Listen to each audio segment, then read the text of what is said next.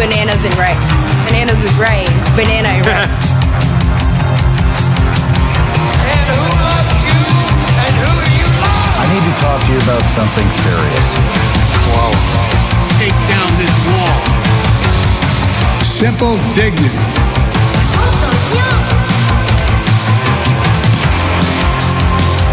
Brought to you by Vice.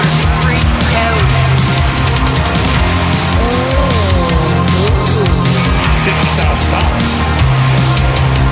Live from the new kingdom. It's the Our Big Dumb Mouth podcast. Now, here's your hosts, Midnight Mike, Joe, and Cockroach. Drugs are sex. Now, I'm old enough to remember Republicans who knew what they were doing.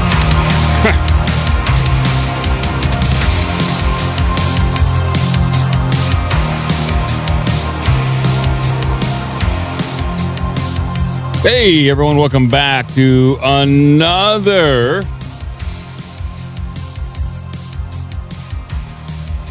fun-filled podcast adventure. Hooray. My name's Midnight Mike, and Joe is over there on screen. Yes. No! God! Oh, wait. Go back to work. There we go. All right. Go back to work. We're talking about going back to work. Crutched, speaking of going back to work, is going to be horrifically late for the show. No! God, please, no! No!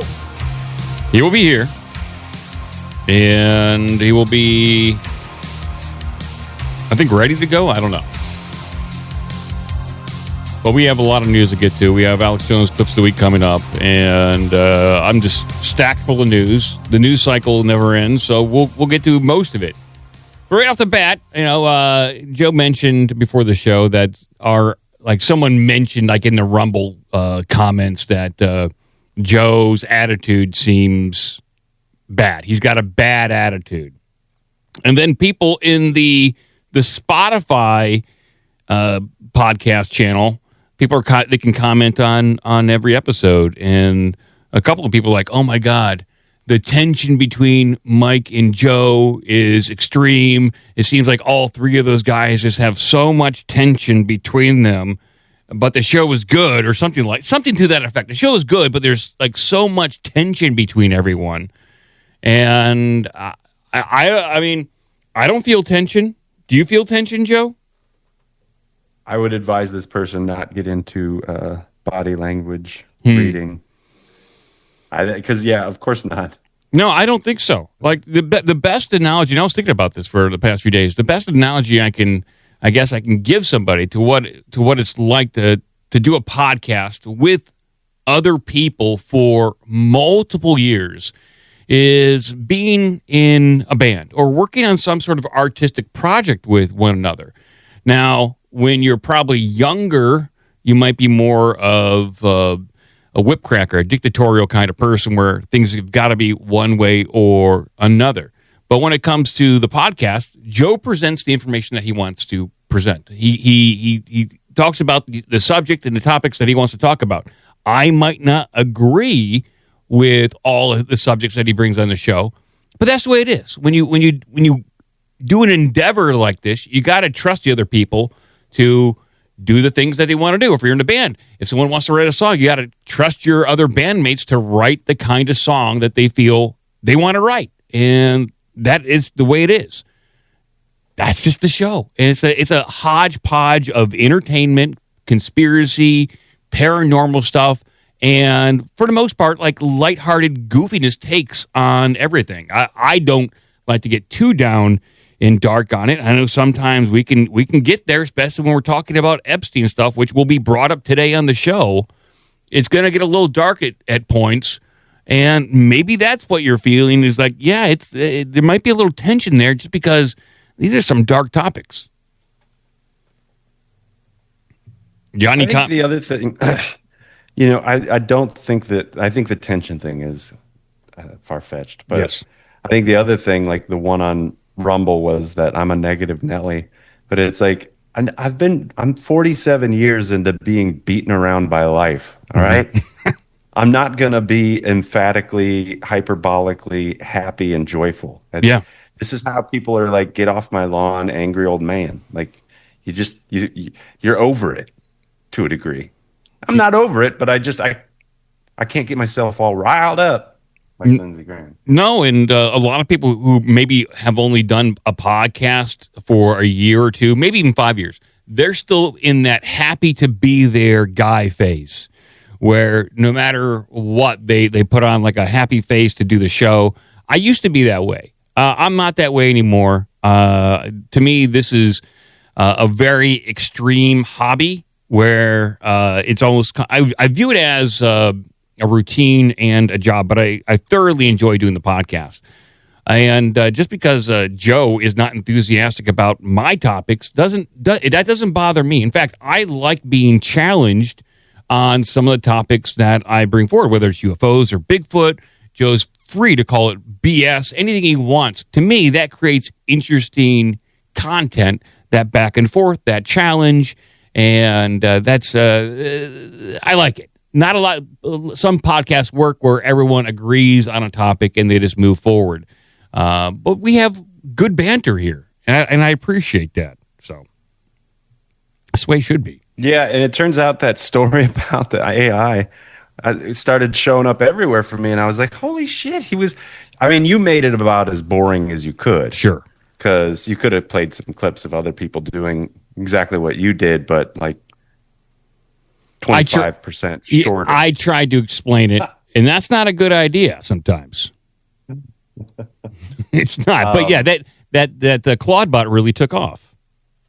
Some of the folks I work with were like, it's stupid. I'm like, okay.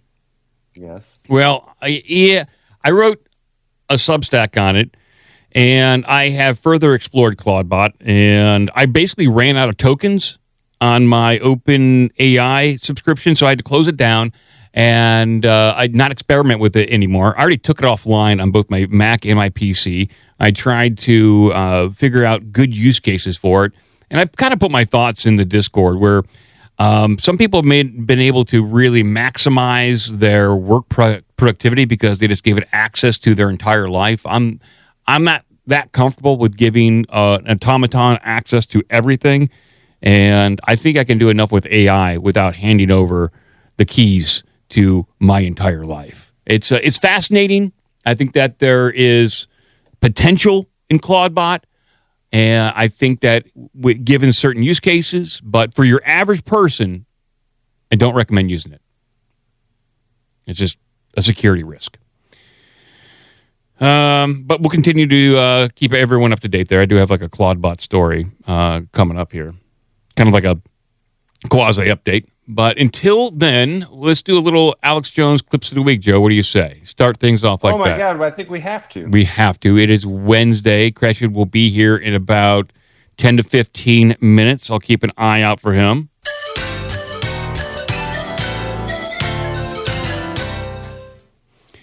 And we're going to go back to the 29th. Can't believe it's February already. I don't know where everyone else is at in the world where you're listening, but here in Ohio, the groundhog did not see its shadow. So I think that's good, right? I think that's good news. I think it's longer winter for you. If I lived in Ohio, I'd say that's bullshit. Go back down in the hole and come back and do it again. I thought it was good, but what do I know? Doesn't seeing the shadow mean more winter? Yeah, but he didn't, at least around here, no shadow. But, of course, groundhogs, they don't reign supreme here. We got to go to Punxsutawney for the official. But until then, we're going to play this first Alex Jones Clips of the Week. Maybe he'll talk about Groundhog's Day. This is from the 29th of January. Here we go. Don't you ever say we're all about bananas and rice. Your cliches about us. We are bananas and rice. Effing people in the booty. I didn't tell Mike that during a break the next day. I said, Mike, I heard you were up there. This is sexy. Mike, I knew anytime you went on, I said, call, because I'm asked you on all the time. Mike, we love you. You give me a lot of the opposite of demoralization. You buoy me. You charge me up. People say, you shouldn't cuss on the show. I do that on purpose. Just boop. The bananas and rice. I got all the bananas and rice clips now. You got to, when you have an opportunity like that, you got to grab these clips. The bananas and rice. Yeah. Eating bananas with rice. Yeah, rare opportunity, and I'm glad Alex Jones mentioned that. Here we go. We're going to go to the second. Here we go. He had a mole on his foot-long penis. And I'm trying to be gross here, folks. Cheney had a foot-long penis with a mole on the side of it. Hillary's seen more tail than a toilet seat. I can't come tonight. I'm having nightmares. I'm seeing shadows. My God, I can't eat kids. I hate these N-words. No N-words. Take her to a shack, rape her for 3 days, take a broomstick, shove it all the way through her cervix. The Holocaust didn't happen. Yeah, apparently Alex Jones has been digging into the Epstein files. And Alex Jones's opinion on the Epstein files, it's fascinating because he's been covering Epstein as longer than anybody. As long, if not longer than anybody. I first heard about Epstein from Alex Jones. He was the first one to really talk about like 2006, 2007. And to see his take on what is going on is fascinating, especially in relation to Trump. You know, maybe we'll get into that a little bit later. I'm not sure if you have anything on Epstein, Joe, but I certainly do. More things have been coming out. It's just hard not to. I know. Look at some of that stuff. At least the documents. It's crazy. It's stupid. But that's the news. Here we go. We're going to go to Tuesday. No N-words. Oh, this pizza's glowing and happy and wants to have a great time. Rape is hot. Every man loves rape. So this is all happening right now. This is sick. We have a delicious piece of pizza that's glowing and warm and has a really good time. We rape kids. Yeah, we're going to eat these kids. You're amazing. Yeah, it went pretty hardcore then. Very hardcore. And we have the last one today. Here we go. Abortion, umbilical cord, he's milking the baby. I worship Lucifer, and I'm a druid, and I want to exterminate the human population. Pretty sick, huh? He's a druid. Okay. There we go. There's the Alex Jones clips of the week. Since we are talking about Trump and Epstein a little bit, I'll just bring up some Epstein stuff right now. I do have some weirder, more paranormal stuff. I'll save that for the second part of my segment. But I'll bring this one up. Since he was talking about Epstein, this is the latest headline here. This is from the Express UK. And this headline, well, it says it all. Epstein was trained as a spy for Israel, FBI documents claim. Perfect headline. Yeah, this is what the FBI documents are claiming.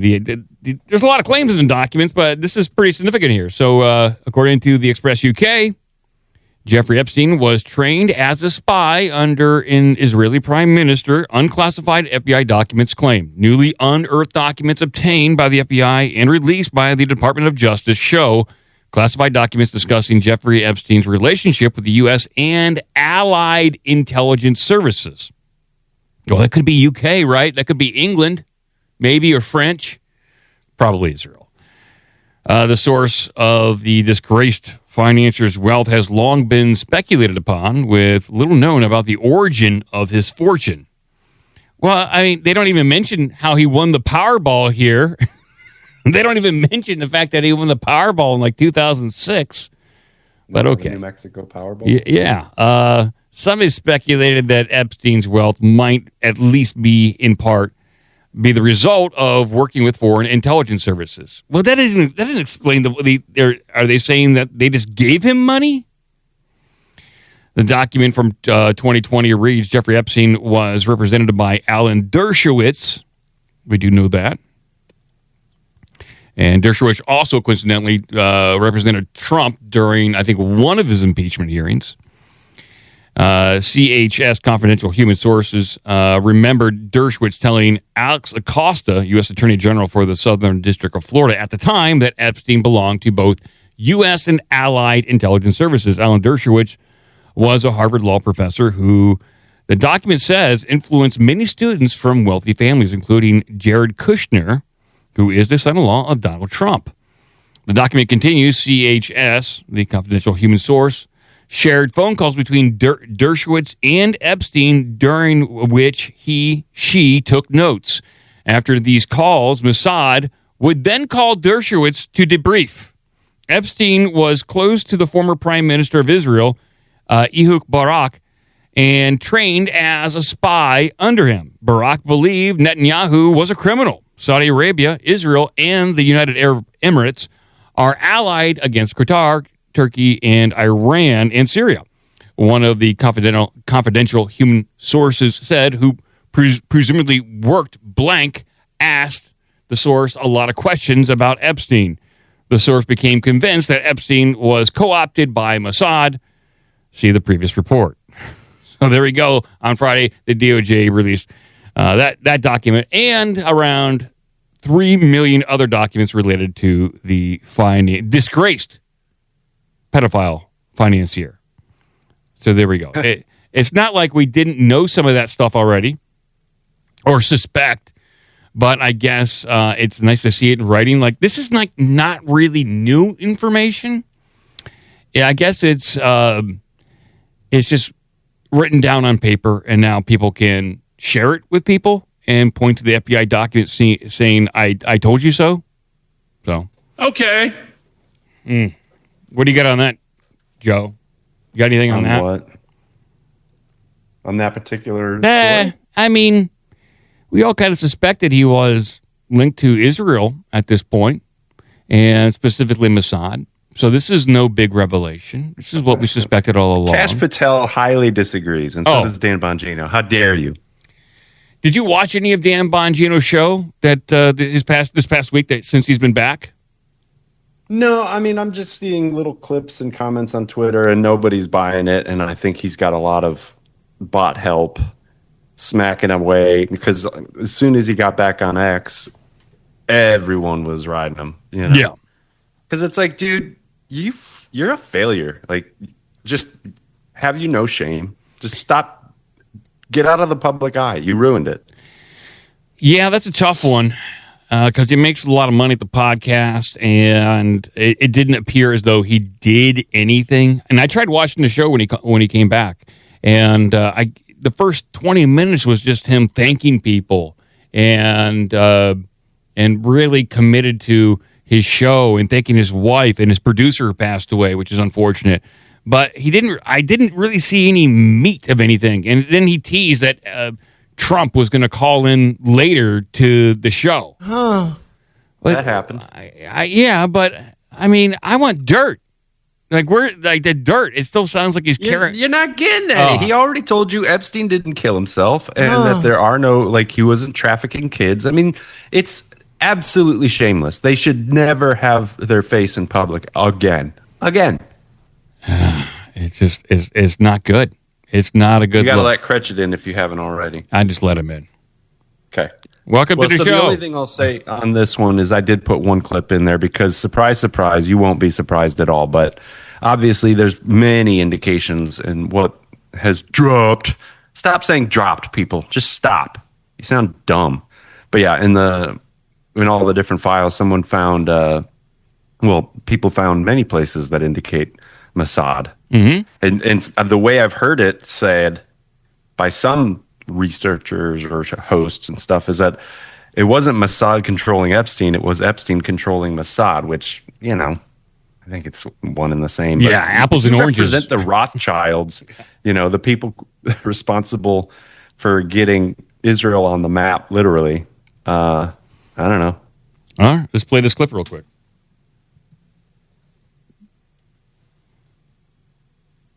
Let me begin tonight with something that I think is even more important, even more extraordinary. Growing suspicions of a Russian connection. Epstein had apparently limitless supplies of money. Where did it come from? He procured many young Russian girls. Why was that so easy for him? The files released show more than 1,000 documents which referred to Vladimir Putin, and 9,000 referring to Moscow. The FBI says that he was Putin's wealth manager. Epstein filed all of his messages. He filmed and taped powerful Western leaders in deeply compromising situations. Why? Doesn't it make you wonder at least about the possibility of a KGB operation big enough to ensnare former presidents and prime ministers and the leaders of some of the world's most powerful companies. I know, this all sounds impossibly sensational, conspiratorial, a James Bond villain plot in real life. But there is so much this smoke. Guy's boring. Just billowing cut out it of there. There's all these different headlines, and people are screenshotting them, putting them together, as the internet is one to do. And it's headline after headline of all the propaganda rags, just shamelessly again saying Epstein was Russian. Okay. Yeah, I mean, sure. Sounds like a Russian name to me. It just sounds like Epstein was connected to every major world leader, and that the Simpsons were right, according to this. Like, someone posted this in our Discord. This is from the Simpsons when Homer was on the website and on the internet, and he posted from his Mr. X account, and he says, "Attention! Some crazy creeps on an island somewhere are secretly running the world." And so the Simpsons kind of like nailed it. Like, I think this is back in season 12 of The Simpsons. And it's possible. It is possible at this point, when you look at Jeffrey Epstein, they were running the world. They were. Like, Jeffrey Epstein and his group of people, which we don't know all the names of, they were, in fact, running the world. I think if you can rig Powerball and if you can entrap people, you're running the world. And especially with some of the more documents that have come out where Jeffrey Epstein was... finally, it's being acknowledged that he was obsessed with cloning and giving money to organizations that were performing the act or research of creating cities under the ground, and also looking at transporting items into space. This guy was a mover and shaker. He was interested in cloning himself and possibly living in cities under the earth. Which all leads back to, like, this guy's probably out there. He's not dead. I don't think he's dead. I think he's out there. I think so too. Have you seen those reports where they did confirm supposedly that 4chan post made by a security guard in the prison said, they basically wheeled this guy out and then announced he was dead, but he was alive, and then someone else did an analysis. I should have grabbed it, and I may even have it. And it's been a crazy news cycle, especially with all this Epstein stuff. But somebody said, like, in order to get Epstein out of the prison, you would have to have a Jewish this, a Jewish that, a Jewish, like all the people in the line of making that work would have to be Jewish or Jewish Zionists. Mm-hmm. And what do you know? They were. What do you know? They did. That's their claim. But then when you look at CNN, like the top C&E level at CNN, and all of them happen to be Jewish, yet the population is like 2% in the United States. It's kind of, and then the Federal Reserve chairs, I think all of them but one have been Jewish. It's like, that's for damn sure. If you put it right on the table, like, it's hard for. I know we're noticing. We're not supposed to notice, but sometimes we notice, and I know we're not supposed to. Yeah. Well. I can't help but notice sometimes. Here's the rest of my Epstein headlines before I move on to something else. So you don't want to cluster them all together, because I'm going to get into Epstein stuff. Yeah. Sure, we can. That's all I got, pretty much. So here's a headline: Epstein lawyer discussed possibility of cooperation with prosecution days before his death, file reveals. Okay. So he was looking to cooperate before he died, or maybe that was his signal. It's like, hey, get me out of here, or else I'm going to start talking. And it's like, okay, let's get him out. Then another one here: Epstein invested alongside top Silicon Valley names in crypto firm Coinbase. So Epstein, he was a crypto bro. He really liked that. And so it's been speculated that I haven't read the documents, people online saying Israel heavily connected to Bitcoin at this point. And then we have Bill Gates. He is speaking out for the first time in a long time about the Epstein's files. So let's listen to Bill Gates. I think it might be important. He gets talked about a lot, and we got to give him a fair shake on what he says now that these new files have dropped. Billy boy. Here we go. Let me bring up old Billy boy here. And we'll see what he has to say. Bill Gates. Yeah, you know people. Chant it out loud. You know his name. No, the hold on a second. It's all. I hate when they put the audio like on one side. Let me fix this. There we go. Mono. No, apparently Jeffrey wrote an email to himself. That email was never sent. The email is false. So I don't know what his thinking was there. It just reminds me, every minute I spent with him, I regret and I apologize that I did that. It's factually true that I was only at dinners. I never went to the island. I never met any women. And so, the more that comes out, the more clear it'll be that although the time was a mistake, it had nothing to do with that kind of behavior. Oh, right. Okay. Well, he's dead. So, in general, you always have to be careful. That's for damn sure. Yeah, you got to be careful when you're hanging around pedophiles who have trillions of dollars. We don't even know the complete wealth of Jeffrey Epstein. I'm sure it's in the trillions. That's my guess. Trillions. He's running the world. Then we have, Melinda has come out, his ex-wife, and not buying any of this. And I don't know if I have any clips of her. I don't know if it's necessary to play any of that. What do you got over there when it comes to Epstein, Joe? That's kind of what I had right there. It wasn't too deep into it. And I do have stuff on Trump's assassins, but that's not Epstein. Yeah. Well, we'll do a little bit of a diversion back to Charlie Kirk because, of course, we recall that for whatever reason, Netanyahu immediately decided to come out, went on Laura Ingraham, did a video announcement that Trump and him both post pictures of Charlie and them hugging the, Israeli flag, and, Netanyahu saying, I didn't do it. And, whatever, Van Susteren saying, hey, I got to ask you, did you kill Charlie? No, I didn't. It's like, what is happening? But so we'll circle back to this Charlie Kirk thing. Now, this is Dan Blazarian, I guess. I think we played him before. And he's going hard. He's been going hard in the paint for a while, but we'll revisit the Charlie Kirk thing, if you don't mind. Yep, here we go.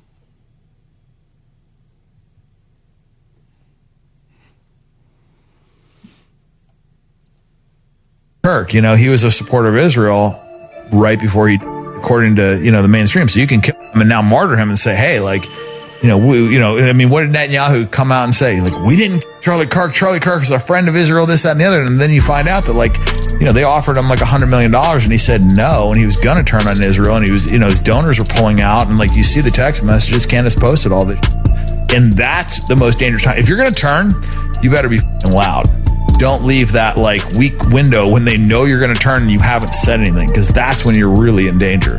And that's why Charlie Kirk so fast, is because they knew if they didn't and he came out vocally against Israel, it'd be really difficult to do that. So who do you think's behind Charlie Kirk?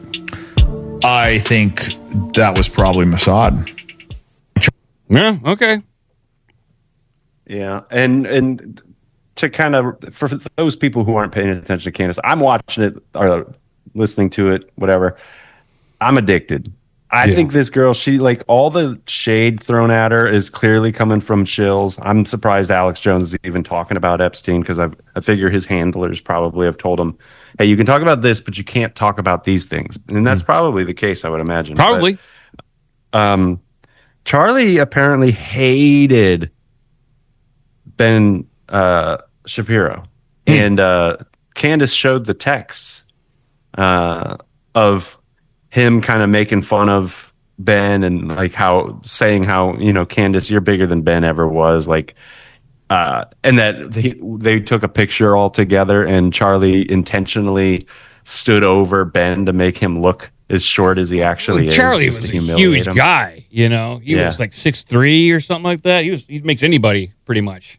Especially Ben. Yeah. Look small. And, the reality is, and it's hard to maybe it's hard to come across for some people, but he was the head of a massive population of young people who were coming up on the right, America first, very in that vein of what Trump was selling before he obviously is whatever he is now. But and the Israel question was not a question that was off the table. You could ask it and be like, "But yeah, why are we spending all this money? Why do we let them control the Congress?" Like, and they're not like, and the whole thing is their stand down order. You know, all the clips that they're going around. Like, he's asking because he's been to Israel and he knows how small it is and how many people are running around with guns because there's tourists everywhere. So anyhow, let's check in on our buddy Ben, because a lot of the people who are Israel first but want to be these independent podcasters like Dave Rubin, like I checked his X account, he hasn't posted anything about Epstein, and here's what Shapiro has to say about it. So see if you buy this. Let's see what Shapiro has to say about Epstein. A lot of people are looking for the connection between the Jeffrey Epstein story, the saga, the details that are now coming out, and what that means about, quote unquote, who runs our world. Huh. Now, there are a lot of very powerful people whose names have been mentioned in the Jeffrey Epstein scandal. Me. People who are hanging out, hobnobbing with Jeffrey Epstein. People who are asking dating advice, like Lauren Summers, former president of Harvard. Or people who are apparently soliciting visits to Epstein parties, or whom Epstein was soliciting to go to his parties, including people like Elon Musk. Obviously, Jeffrey Epstein was friendly with Bill Clinton. There's a time early on in his life, earlier, when he was friendly with Donald Trump. All of that is true. Now, the leap that some people are making is that this means that Epstein was manipulating all of these powerful people through blackmail with regard to sex. That is not in evidence. If that turns out to be in evidence, then we will happily report on it. That is not what so far has come out. And the reason I'm making this distinction is because it is, in fact, a deeply important thing that some of the most powerful people in our society act in morally depraved ways, godless, virtue-free ways, hanging out with some of the worst people in our society, people they know to be trafficking in women who are very, very young, if not in minors. When it comes to Epstein and Ghislaine Maxwell, what was criminally indicted was the trafficking of underage girls for Epstein's own use. There have yet to be legally verifiable allegations that girls who are underage were trafficked to people who are not Jeffrey Epstein, or by Ghislaine Maxwell to people not Jeffrey Epstein. Way to dance around it. Well, yeah, and this is the same guy. Obviously, we played him on the last show, which is like, there are no files. Yes. There is no list. There's nothing there. I don't know why and what is anybody interested in this? There's nothing there. And even then, he's fucking being so disingenuous about, I mean, they weren't even like young kids. It's like, I don't know. He's trying to justify, they weren't even that young. Is basically what he's saying. So yeah, he's really trying to put the best positive spin that he can on this. And by the way, of the documents released, this is what was found out. Think of all the things that weren't documented, in which the files weren't released. There's also still a ton of redactions. Yeah, so let's do a fun one before we get dark, if you don't mind. Okay. Well, I got definitely 3 more news stories I want to hit at some point before we hand it over to Gretchen. They're all pretty quick. Well, we're only a half hour in. Yeah. Yeah. There's 2 clips attached to this that I want you to play, and you can pick which order, and you can see when you open up the link and maybe figure out which one you want to play first. But you want me to do the I'm doing the Instagram one first. What did I do in the Instagram? I did that. Okay, yeah. Well, hold off on that. Okay, hold off on that. Okay. The Twitter one, yeah. We'll circle back to the Instagram if you don't mind. Yeah, we'll do Twitter first. Yeah, and it's Ted Cruz, and both clips are very curious. The one I hadn't seen, the older clip of him. Okay, and Ted Cruz, by the way, looks like a witch. He does. Here we go. Here's Ted Cruz. Ted Cruz trying to kiss some young girl on the cheek, and then he has this weird look. Like who?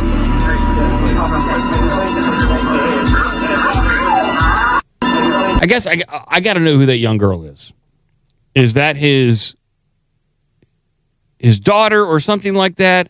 But he does have someone commented she is Ted Cruz's daughter. So I could see that as a reaction from a daughter that doesn't want to be kissed by their father, especially like a 12, 13-year-old. Yeah, you don't like your parents at that point. So, but hey, am I white knighting for Ted Cruz here? Even though maybe I am.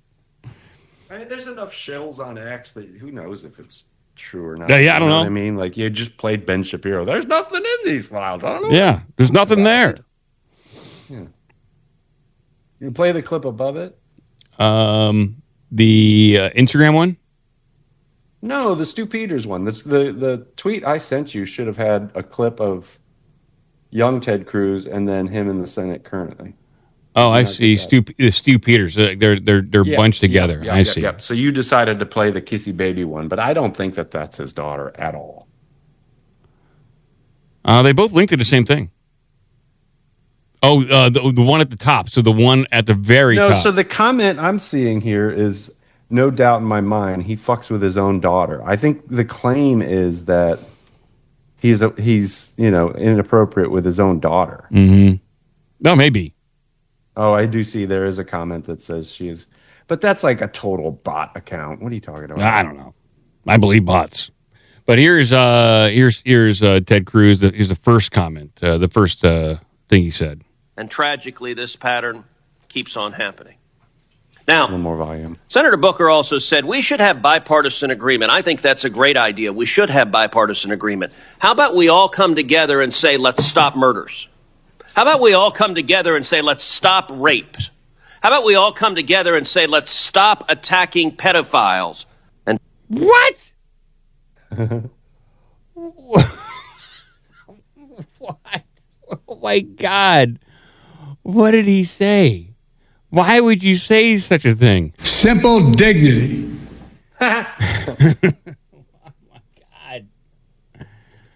Oh, my God, Ted Cruz. How do you recover from that? That's totally bananas. That's bananas and rice. Banana and rice.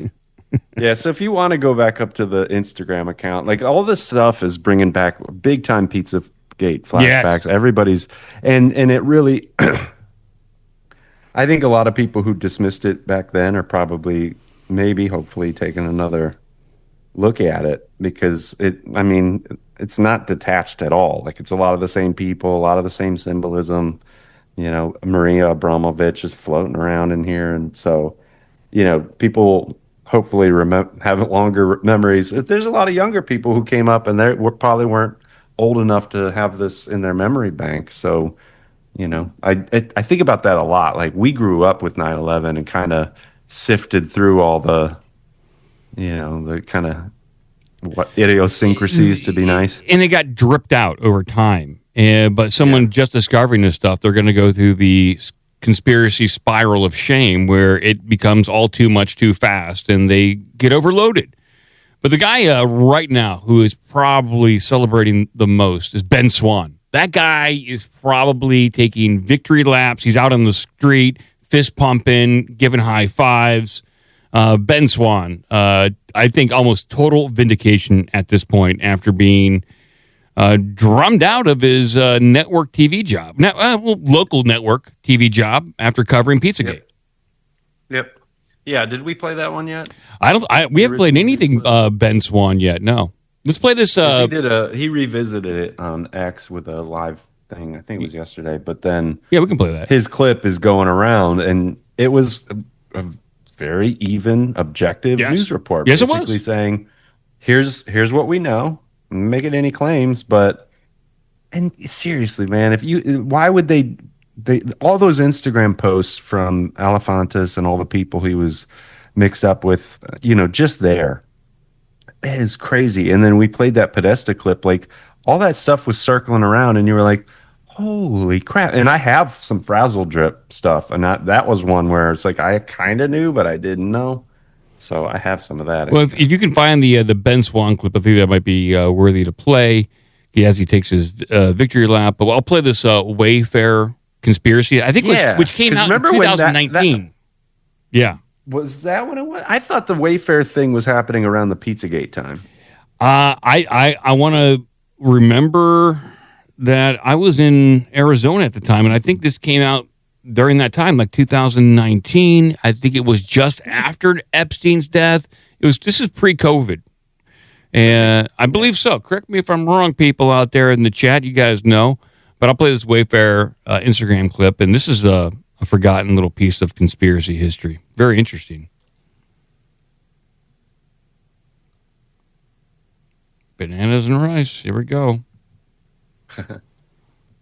Remember the Wayfair thing from 2020? Where furniture like these cabinets would be listed at crazy prices like $8,000, $9,000, over $10,000, and the product being girls' names? And a lot of times it would be the same cabinet, but with different names and different prices, with the implication, of course, being, you know. There are also pillows being listed at $9,999 with some very suspicious naming conventions. I'll just put it that way. Now, at the time, the mainstream media, like the BBC, called this a quote-unquote false conspiracy theory. Wayfair responded by saying they use an algorithm to name their products and that some of the cabinets were expensive because they were quote-unquote industrial size meant for commercial and business use. The company's head of global communications, Jane Carpenter, also explained some of the weird pricing to be caused by a feature or workaround where the product would default to a high price like $9,999 until the true price was determined. Basically, well, guess what just came out? They're full of it. Yep. So I wanted to share that because I do remember when that came out, and I was like, seems like there might be something here. But obviously, they're going to tell us there's nothing there like they did with Pizzagate. So I wonder if those prices came down. I wonder if Wayfair's bargain now. Yeah, I wonder if they're bargain prices now for that furniture and crap that they're selling. So if you don't mind, let's do another burn through these because there's so much, and I know you got 3 other stories, but it's good we're going to put the dark stuff up front, and then hopefully we can laugh it up towards the end. But maybe. I've dropped another clip. I have 3 sets of these. These are the kids, and there's an Instagram clip. There'll be another Instagram clip, and then there'll be another Instagram clip, and play it as much as it takes to get a taste of them because they're all kind of they're saying the same thing in a different way. Here we go. It's There's this little girl and a younger brother. Have a listen. Children. They work with the social services. And what did they do to you? They do sex. They touch each other. They touch me and Gabriel. They have plastic willies. And they stick it in our bottom. Who does? Who sticks it in your bottom? Social services. Everybody does. All of them. Who? Everybody. Does your mother do it? No. Do I do it? No. Who does it then? Papa, Mrs. Hollings, the school.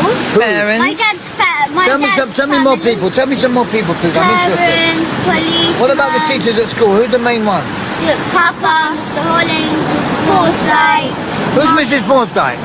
She's the head teacher of our school. And what does she do? And she does sex. She got a big birthmark with a big tattoo on her pride. And what happens in the church? And we do baby sacrifice and eat the baby. What do you mean sacrifice and eat the baby? So we kill the baby and eat it and drink the blood from it. Is that true, Gabriel? Yes. And we dance with the skulls. You what? We dance with the skulls in the church. What skulls? Skulls of the baby. Pardon? Baby skulls. The skulls of the baby. You dance with the baby skulls? Yes. And who kills the baby? Papa, me, and Lisa. This is crazy. Like, this is insane. And so these kids they don't seem affected by it at all.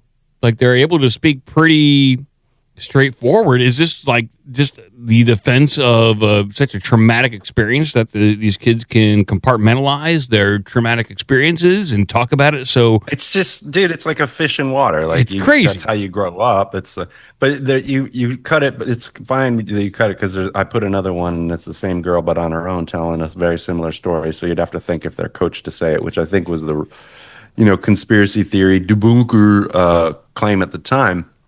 But right after you cut it, they ask who kills the baby, and you caught a little where it says, I do or we do or whatever, and what they end up saying is that the dad holds the kid's hand with a knife, and they cut the baby's head off. And it's crazy. I mean, that's pretty dark. This is absolutely insane. This is totally over the top. This is insane. So do the next one real quick. Okay. Like I said, we want to do a fly through.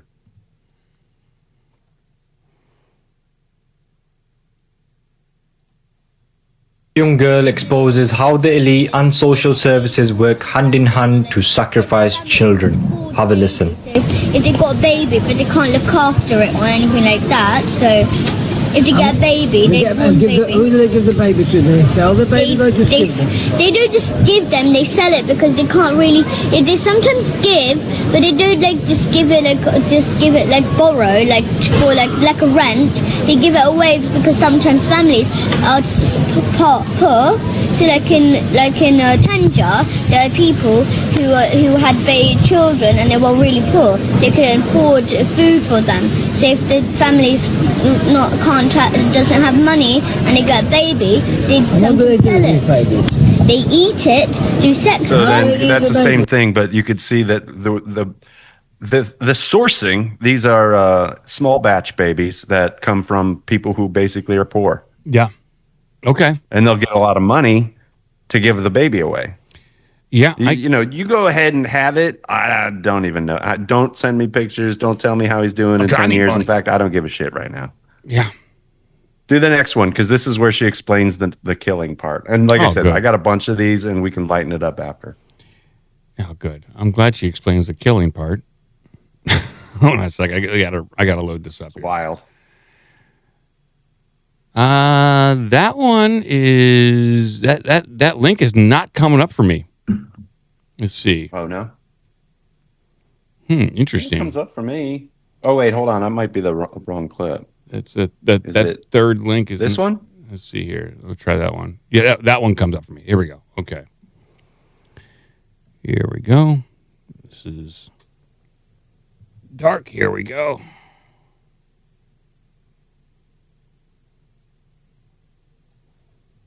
Shares the story of how his father and school abused him. Have a listen. The sex to me. What does that mean, sex? What do you mean? He touches me in the privates. He touches me in the privates. He sticks a plastic willy in my bottom, and it bleeds then. Okay. So, yes. So your dad does sex to you, and what that means is he touches your privates. Yes. And put a plastic willy in my bottom. In your bottom. When they stick a big plastic willy in my bottom, and when it bleeds, if I cry, he like, do you know those spaghetti spoons? Those metal ones.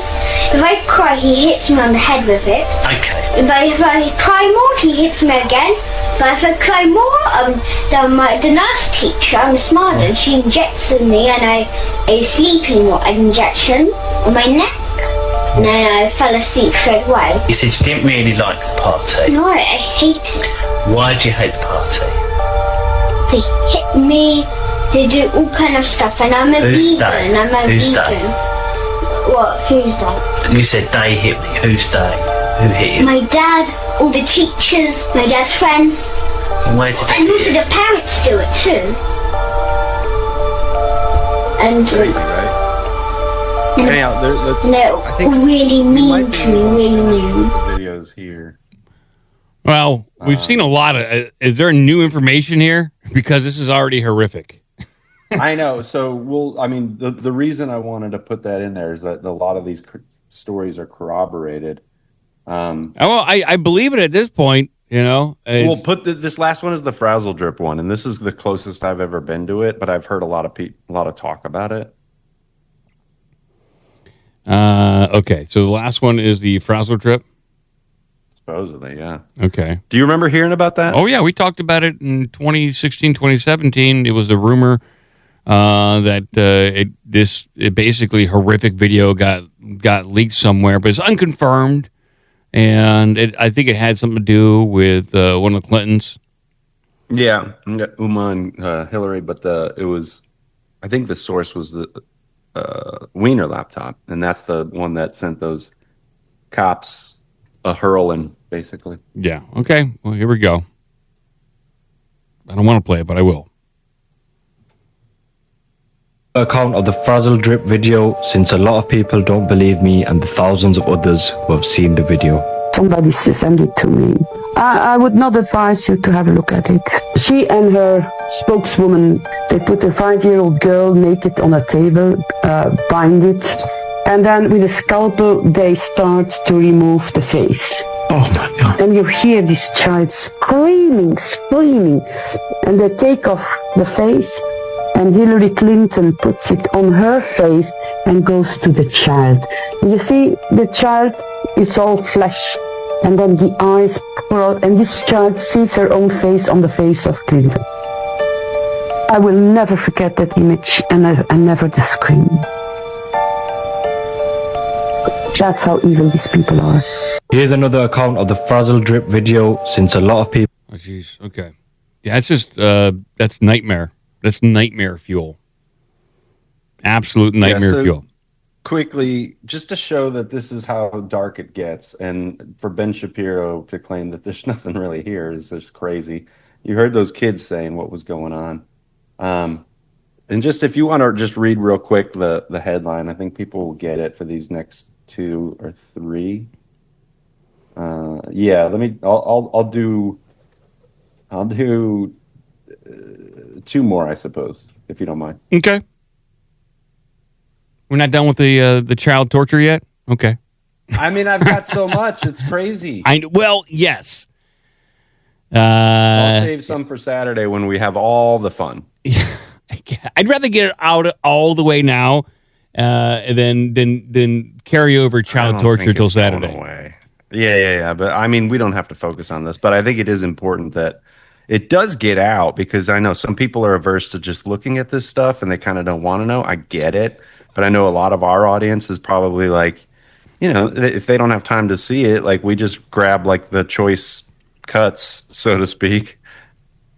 Yeah, I think I'm not sure how our audience feels about this. I don't know. Write in. Tell us how you feel about us covering these topics. I'd like to know. So yeah, do the dog and Trump one, and then just kind of like I said, do like a swoop over what that story is. And so I brought up the first link, which is 2 kids were strangled, died, and were buried during their sexual abuse.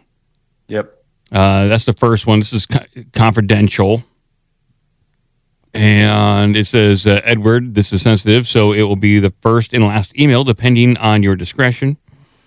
You can choose to take it or trash it, but it comes from a person that has been there and seen it all, as a former staff at the Zorro, I guess Zorro Ranch in New Mexico. Jeffrey Epstein's not talked about estate. The material below was taken from Jeffrey Epstein's home as my insurance in the case for future litigation against Jeffrey Epstein. Sorry, no questions. What is damning about Jeffrey Epstein has yet to be written. Did you know somewhere in the hills outside Zorro, 2 foreign girls were buried on orders of Jeffrey Epstein and Madam G? Both died by strangulation during rough fetish sex. And then apparently there's a bunch of links that were submitted here. Oh, yeah, they're time-stamped, just in case you want to. I mean, because you have to document this. This is a special day. So where are these? Of course. They ask Kash Patel. They don't exist. They never have. So go to the next one. Quick, like a bunny. I'm trying to get bunny quick here. Here's the next one. Quote, you throw away the head and keep the body. Yes, that's the direct quote. Epstein and French senior diplomat advisor compared girls to shrimps. Yes. And then from Jeffrey Epstein, no, some are like shrimp. You throw away the head and keep the body. And then I guess the French guy writes back, I like white sharks. And then right back, response, as to our Russian, I guess some might refer to them as white sharks. In response, I totally prefer yours. Sure, I would enjoy the view. Reply back. That's granular. Just keep on moving along. Keep moving along. Okay. Moving along. Instagram clip. Clip. Okay, here we go. So a lot of times what people say, in that last email, he says you cut off the head, you keep the body. Like that's exactly what those kids were describing, right? You didn't, dance on the heads, but the bodies, you got to cut them up and eat them. Yeah. You know? Like that's where all the adrenochrome is, dummy. Oh. That's the good part. It's not like you eat the face of the lobster. You're not eating. My dad used to eat the brains of the lobster. He would go for all the meat, eat the heads and all that. Most people like the tail. They're good to go. No, these people, same thing. Here we go. Here's the Instagram clip right here. Doing this for thousands of years, since down to Adam's time. We take the children of our enemy, which is the white race, and we bring them to the basements in the synagogues, where we drain the blood and watch them die there. We mix it with the Passover bread, and so we eat the blood of our enemies. And the bodies, we give them to the slaughterhouses, and those are pounds and pounds and pounds of meat that we grind up in the sausage and the hamburger, and that's why we made those the most popular thing, sausage for breakfast and hamburger for lunch. And so all the goyim out here are really eating their children. And even when we say this outright and tell you people, you don't believe it. All right. And I've seen multiple posts with varying sort of prongs coming in to this being a reality of the story, because ultimately that's the one question Adam Curry asks a lot. Where are the bodies? Blah, blah, blah. It's like, come on, man. You didn't watch Breaking Bad? Like, you've not heard of cement shoes? There's lots of ways to make sure no one knows where the bodies are. Like, give me a break. But when you listen to a guy like that, who clearly sounds pretty Jewish, or Zionist, if you like. But yeah, this is the kind of shit they do. Like when you hear, I saw another clip today of a guy who's on a TV show in Israel just going, yeah, we don't feel bad. We want all the Palestinians to die. We want them all to starve. We want them all to suffer. That's kind of the point. So they'll say it. I mean, they go on television that they know is for the American audience and be like, oh, it's so sad. It was an accident. It's like, okay, man. Understood. Here's the X video right here. Let me bring this up. Just one of the biggest videos I've ever made, potentially, and I would never unalive myself. So there was this email. It says, "Where are you? Are you okay? I loved the torture video." Maybe boost. Now that's coming from Jeffrey Epstein. It's loud. It was censored who he sent that to. But whoever it was said, I am in China, right? What day was that? That was in April of 2009, right? Huh. Well, this guy, he was in China in April of 2009. Schmenjman. Second Sasu. Yeah. What's it say there? And in the U.S., I'll be in the U.S. second week of May. I bet he wasn't, though, was he? Holy shit, he was. Damn. That's kind of crazy. That's kind of crazy. Wow. I'm sure. Okay. There we go. So the claim there, for people who didn't catch the gist of that, was essentially Netanyahu was in, his email is saying, like, I'll be here and then I'll be there. And then, the name is blacked out, redacted. But then he shows headlines and stuff of Netanyahu in exactly those places at exactly those times. So make of it what you will. He didn't work for Mossad, though. He probably worked for Russia. Yes. That's the thing. Or he didn't work for anyone. He was just a rich guy, a disgraced financier, if you will. No.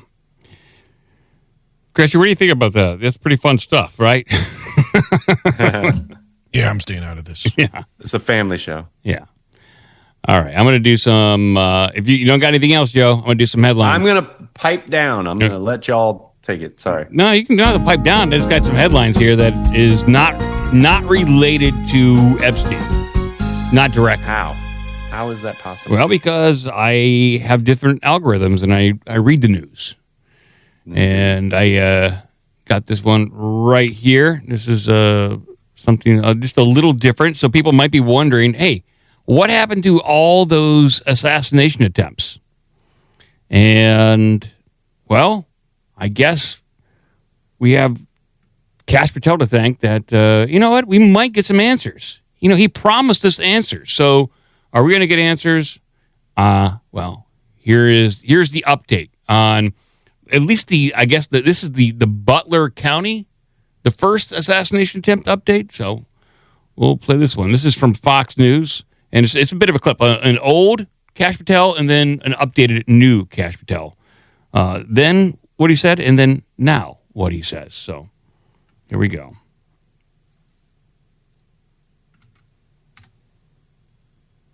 Provide support. All right, well, let me take you to a different shooter, and that is the Butler shooter. I asked you about this at Quantico. Take a listen. Will we know a lot more about him? Is there more to know? I don't know that there's more to know, but you're going to know everything we know. And we don't feel that the American people have been given the information they need on that. And we're digging through the files and we're getting them a more robust picture of what happened.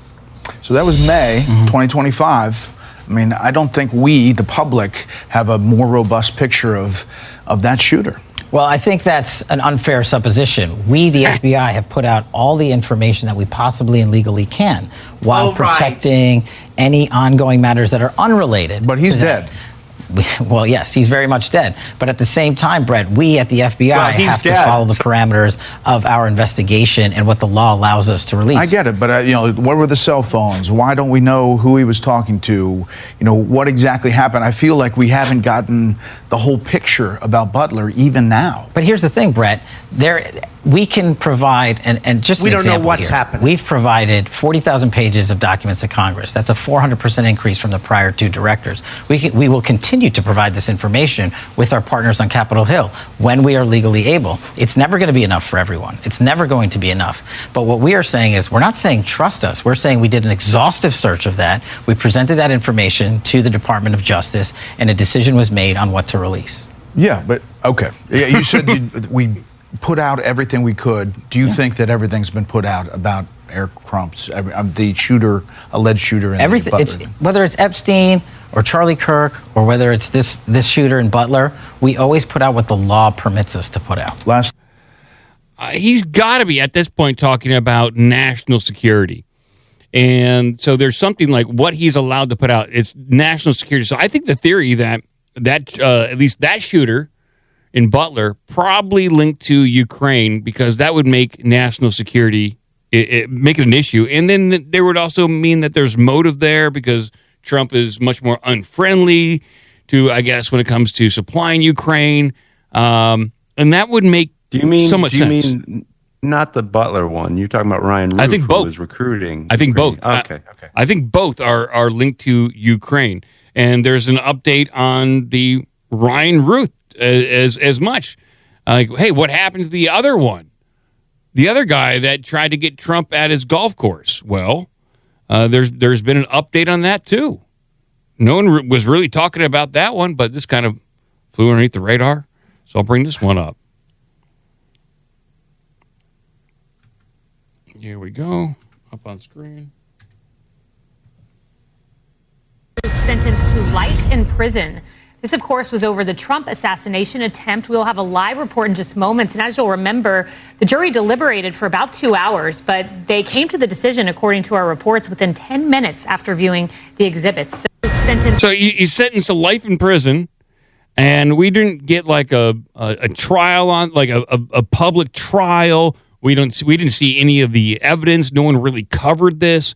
We got like a 30-second clip on Fox News saying, oh, he's getting life in prison. And this guy was also linked to NGOs, Ukraine, all that kind of stuff. So I think that theory that both the shooters were linked to Ukraine is probably right. And Trump decided to keep it quiet, if they even told him, in order to twist Ukraine for foreign policy purposes. What do you think about that one, Gretchen? What do you think about that theory? Well, just to correct you, Ryan Ruth had a trial last fall. We talked about it. Remember, he fired everyone who was going to be on his defense team, tried to do it himself, then he tried to stab himself in the neck with a pen. Good move. So this was just the sentencing. So that's what it was. This was just sentencing. Okay. process. But yeah. So that's why it was just kind of a throwaway. But I don't, the dude from Butler, I can't remember his name, Steve Grabinski, whatever his name was. I don't, off the top of my head, was that that's the dude. He had a bunch of, it was Tom Shimabukuro. Shimabukuro. I know what you were stalling for. Yeah. he had a bunch of cell phone pings from people in Washington, D.C., and a bunch of weird shit there. I don't think he had anything to do with Ukraine. I'm not sure where that's coming from. I think he was definitely tied in with intelligence agencies, with bad actors, in the deep state and, FBI and that sort of thing, where they're definitely out to get Trump as a potential disruptor to the status quo. Now, obviously, we've seen Trump be in his second term here be quite a bit more subdued in that sense, probably because they showed him some Polaroid photos of things. But I think that there's definitely a lot of shenanigans, and for Kash Patel to go on TV and just humming for 10 minutes doesn't help the case. We released documents. Isn't that good enough? This is a lot of documents. Yeah, I think that kid in Butler was that, if you think about the Cooper Beyond a Pale Horse book, where they talked about drugging up kids and getting them all riled up to shoot up schools, he was either there placed as the patsy or, he was programmed to do whatever it is happened on that day. But if you remember, that was another one where Israel... Thomas Crooks, by the way. Thomas Crooks. Israel came out completely unprovoked and said, Iran did it. It's like, does that kid look like he's talking to the Shah or talking to the mullahs or whatever in Iran? He's like on speed dial or some shit. Israel has got like a lot of nerve at this. And they're such boomer idiots that they think we'll all just be like, oh, I bet you it was Iran. Yes. We should go and invade them and bomb them. Thomas Crooks. Yeah. What? They said Thomas Crooks, but Brett Baer said somebody else, like on screen. Brett Baer said somebody else. He didn't use Thomas Crooks. So, interesting. Go run it back. Yeah, I'll run it back. He said. I got the clip. I can run it back. He said somebody else. I'll just bring up the audio real quick. All right. Well, let me take you to a different shooter. What were the... To follow the parameters of our investigation and what the law allows us to release. I get it, but, what were the cell phones? Why don't we know who he was talking to? Well, protecting any ongoing matters that are unrelated. But he's dead. Well, yes, he's very much dead. But at the same time, Brett, we at the FBI have to follow the parameters of our investigation and what the law allows us to release. I get it, but, what were the cell phones? Why don't we know who he was talking to? What exactly happened? I feel like we haven't gotten the whole picture about Butler even now. But here's the thing, Brett. We can provide, and just an example here, we've provided 40,000 pages of documents to Congress. That's a 400% increase from the prior two directors. We will continue to provide this information with our partners on Capitol Hill when we are legally able. It's never going to be enough for everyone. It's never going to be enough. But what we are saying is, we're not saying trust us. We're saying we did an exhaustive search of that. We presented that information to the Department of Justice, and a decision was made on what to release. Yeah, but, okay. You said we put out everything we could. Do you think that everything's been put out about Eric Crumps, the alleged shooter in Butler? He said Eric Crumps. Didn't say Tommy C. Tommy C. Wasn't that there was talk about it being somebody else? And that Crooks was being set up. Yeah. Let's see. Let me listen to it again. And a decision was made on what to release. Yeah, but okay. Yeah, you said we put out everything we could. Do you think that everything's been put out about Eric Crumps, the alleged shooter? See, he's like stumbled there. He said Eric Crumps, and they said, oh no, the shooter. He didn't even say Tommy C. Tommy C. Thomas Crooks. But I don't know. Maybe there was another name for it. I just remember I'm looking for the name. There were multiple names. There was a Twitter post where they were trying to put up pictures of other people and say, no, it wasn't actually this guy. That somebody kind of took his identity so they could get away with it. Nah. Or Brett Baer's simply not wearing his glasses, and he glanced over at the teleprompter and couldn't fucking read it. That could be too. All right, I got one last story here for everyone. This has to do with summertime. Yes, get ready for July. Yes, this is the headline right here. Trump is rumored to be making alien disclosure speech on July 8th. That's a huge piece of news. Yeah, this is the rumor here, people.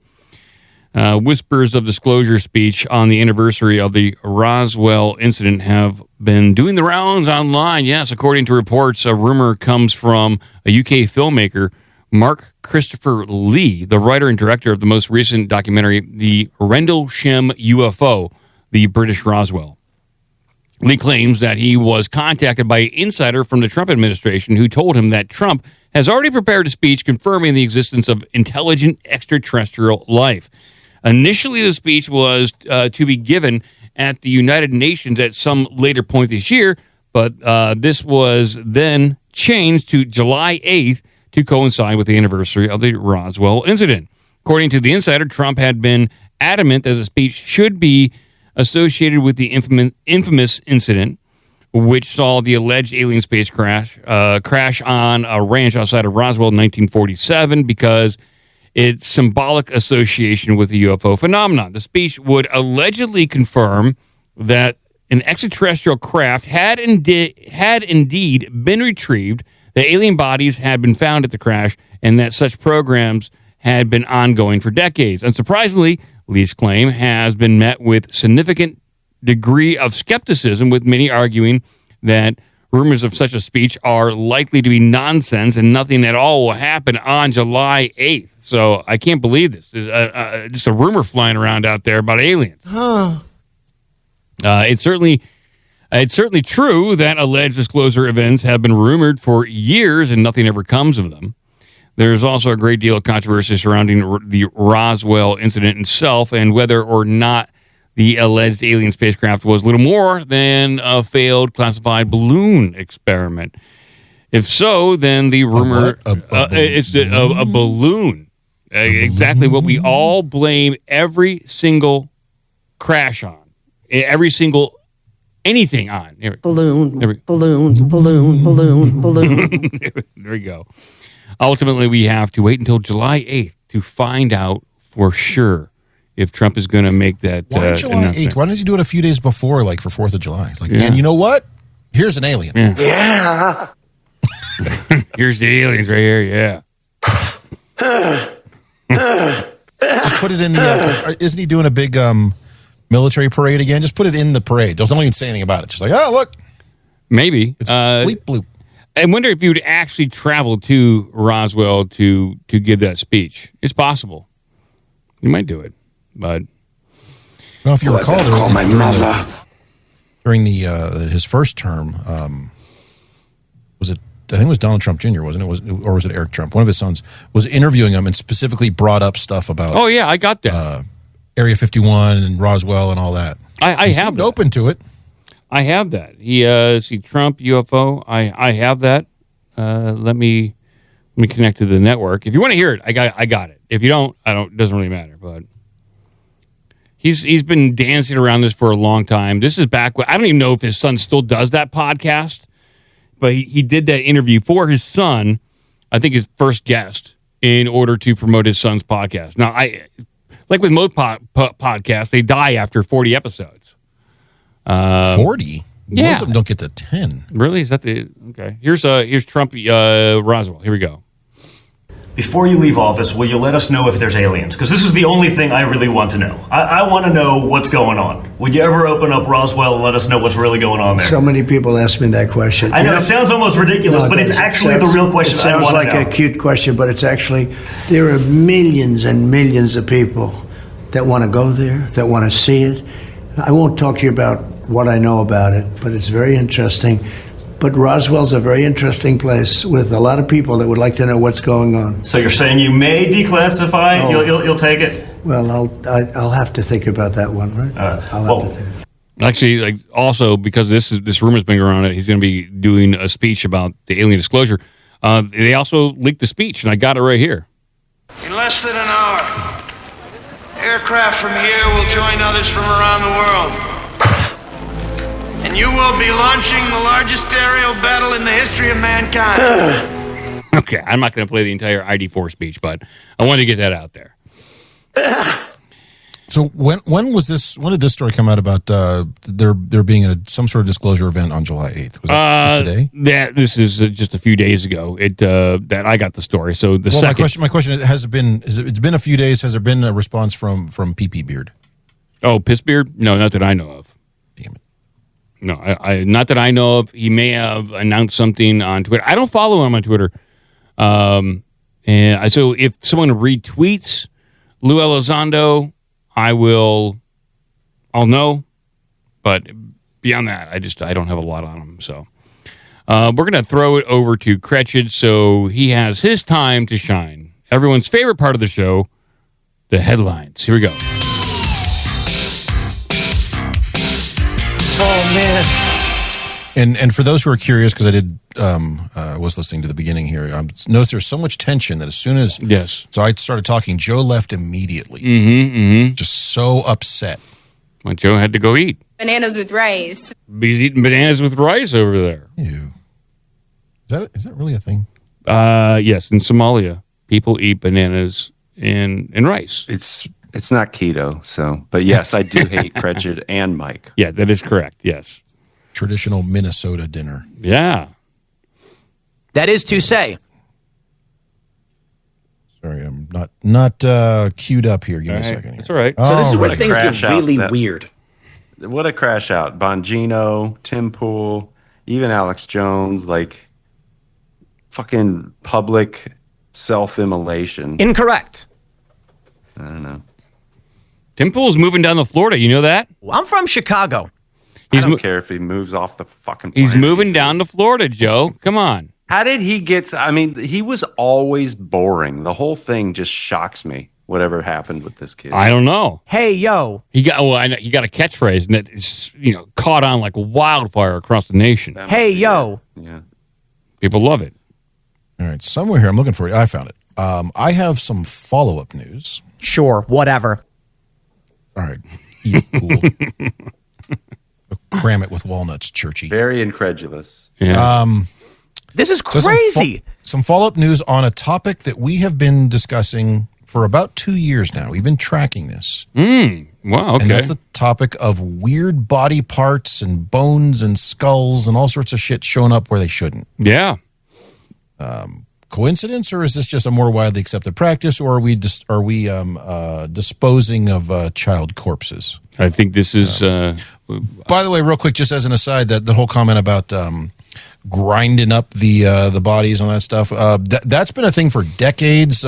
Chicago mob in particular, well known for that. Where do you think sausage comes from? It's just one of those things. So there was a reference to it even in the... and if no one's seen it, fantastic film... 1981, I think, James Caan film called Thief. If you haven't seen it, highly recommended. There's a throwaway line about that that grind people up and then they'll be eating it tomorrow in their McDonald's burgers. So I have to do it. Anyway. All right, so here's this story. Sorry for the for vamping there. Here's the story of them finding more bones in weird places.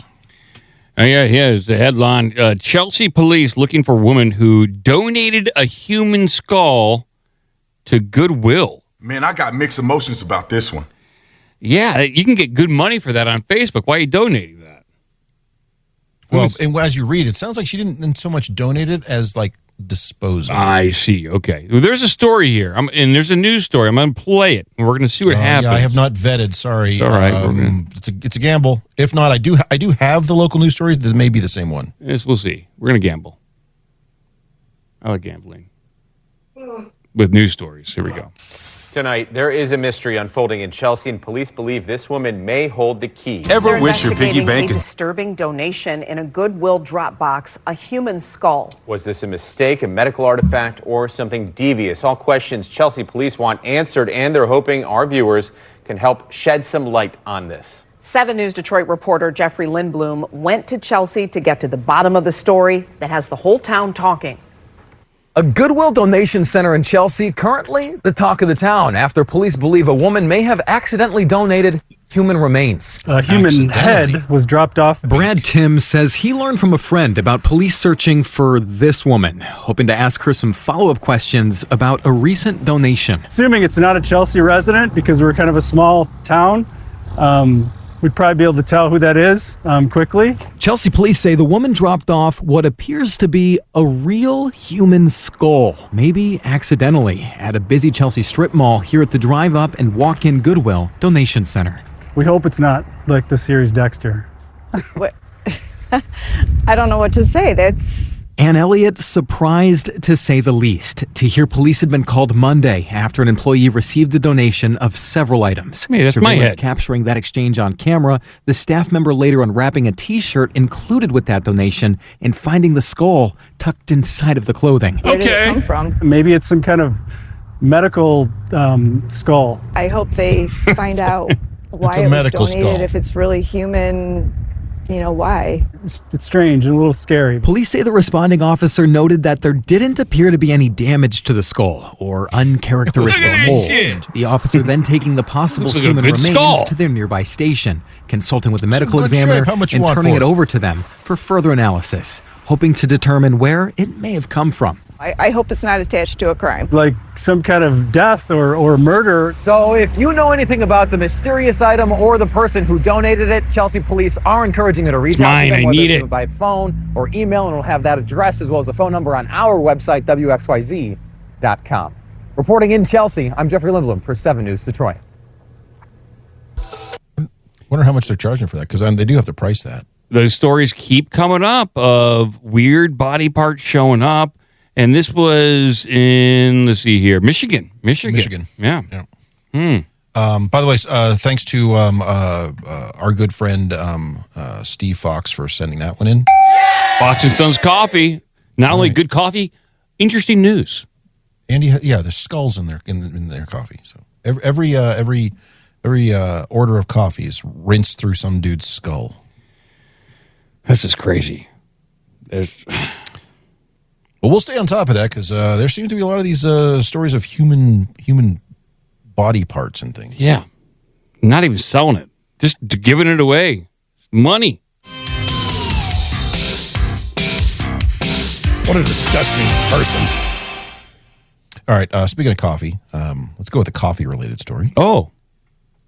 Some coffee story here. You like coffee? And I'm going to assume this is probably for some lesser brands of coffee. If you want high quality premium coffee, you want to go to foxandsons.com and use the code Joe Hates Mike. Yes. Coffee's for closers only. OBDM, I think. I think that and piss. Piss. Use them both. You can do anything you want. It's fine. Yeah. She likes a little cream in her coffee. That is correct. Thanks, Alex. Yeah.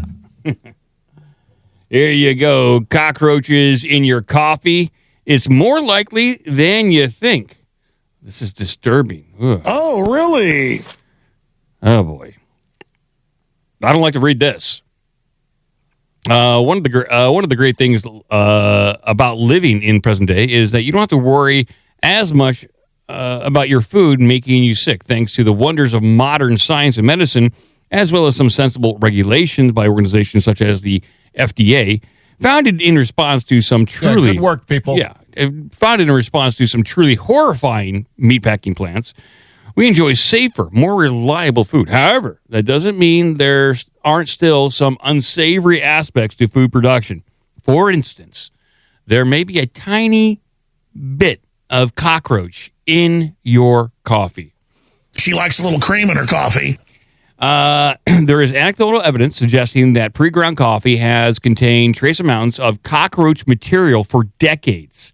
In a 2009 NPR interview, prominent biology professor recounted the lengths a colleague would go to get fresh, non-cockroachy coffee. We love to tell you that it's no longer an issue, but these days it very much is.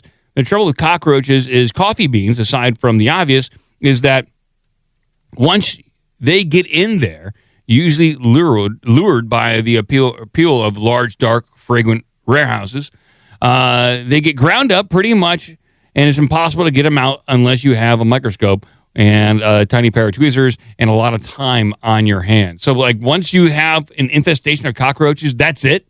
It's like, oh, fine. Okay, we can't get rid of them at this point. Just grind it all up and call the FDA. I think what they're saying there is once they get into the machinery, there's no guarantee it's not going to have that in there unless someone's going to go through each grind and pick out the cockroach pieces. Mm-hmm. And they ain't doing that. That is true, yeah. Oh, boy. Let's see. Oh, yeah. I've got a coffee stain on my shirt. Well, with a little cockroach stain, too, probably. It's a cockroach in it. They go on to say, we understand this may be alarming news for the readers with a sensitive disposition, so let us reassure you, any insect material in your coffee is well within the regulatory parameters set by the FDA. So don't worry, people. Do not panic. It's only a little bit of cockroach. Well, you'd think it's a little. Wait till the next line. Oh, boy. According to the agency's food defect level handbook, up to 10% of green coffee beans can be contaminated by bugs. So I could be up to 10% of my coffee can be bugs. Okay. Or have some trace amount of bugs. But yes, in theory, 10% of your coffee could be cockroaches. That's a lot of cool. That's a lot of bugs in my coffee. Whew. Well, it's like the same thing. If you think about it, they also have a limit on how much metal flakes can be in your cereal. That's okay. So they're looking out for you. It doesn't seem like the FDA is doing a very good job. Maybe that's just me. Eat some corn sugar. Shut up. The way coffee beans are harvested and processed makes it nearly impossible for insects to avoid coming into contact with the crop.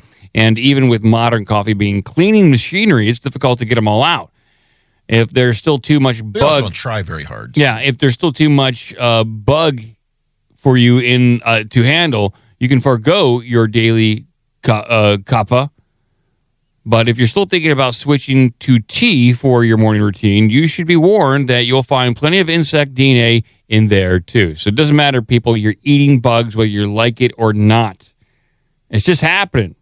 So Yeah, I would say just stick with tap water so you get all the lead and fluoride and all that garbage too. Yeah. This is disturbing, but unavoidable. What are you going to do? Stop drinking coffee? No, I'm not. I'm going to drink more. I like bugs. They told us to drink, but they told us to eat bugs. A couple of years ago, they kind of tapered off on that, and so they're just shoving them in the coffees now. So that's fine. They're just changing the regulations. So by default, you're just eating bugs no matter what you eat or drink. So, okay, I'll eat it. I'll like it.